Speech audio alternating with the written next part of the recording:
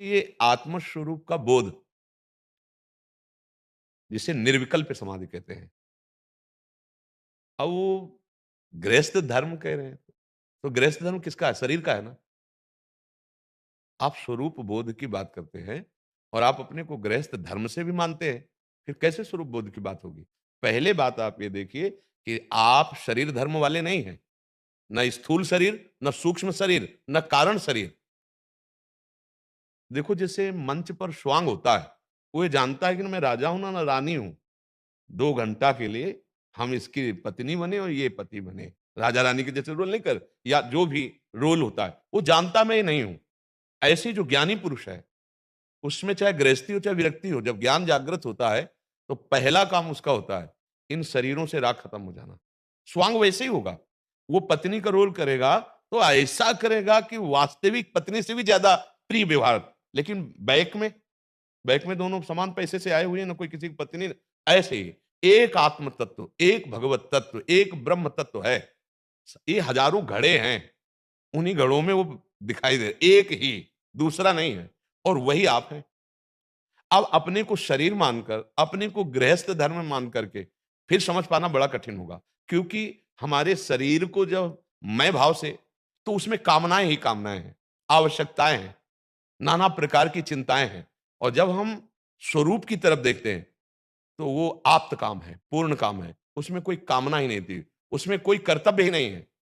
शरीर को लेकर कर्तव्य है, ना कि स्वरूप को लेकर। और जब स्वरूप स्थित होने की चाह होती है, तो इन शरीरों के राग का त्याग होता है। इंद्रियों को विषयों से हटाकर मन के अधीन कर देना, और मन को निसंकल्प करके बुद्धि के अधीन कर देना, और बुद्धि को समता में ले आना। अंतःकरण की समता ही समाधि को प्राप्त होता है। अंतःकरण की समता ही स्वरूप बोध की स्थिति होती है। अब स्थूल शरीर से राग छोड़ पाना, देखो बातें कर लेना अलग बात है, इस शरीर से राग छोड़ पाना बहुत कठिन है।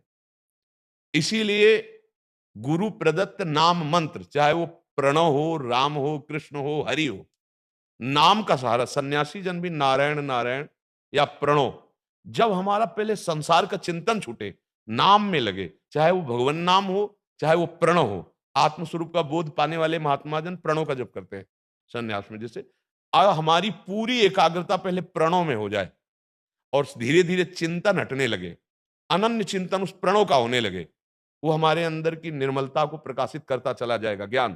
तो अपने आप हम देखेंगे जैसे घड़ी हमसे दूर है, ऐसे शरीर हमसे दूर है, ऐसे अंतःकरण हमसे दूर है, ऐसे जो कारण शरीर है वो दूर है। जब ये अनुभव हो गया, तो अपने आप से अपने आप का अनुभव हो गया। ये अनुभव किसी करण से नहीं होता, न बुद्धि से, न मन से, न चित्त से, न हम से। ये अपने आप से अपने आप का अनुभव होता है, जो आत्म स्वरूप का है। ये समाधि करना नहीं होता, ये सहज समाधि होती है। शंकर सहज स्वरूप समारा, लाग समाधि अखंड अपारा, जो स्वरूपानंद है।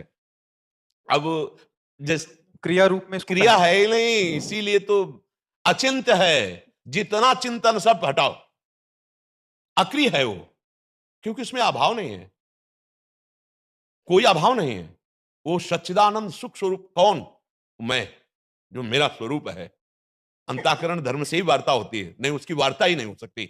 जो मैं तत्व है, उसका चिंतन नहीं है।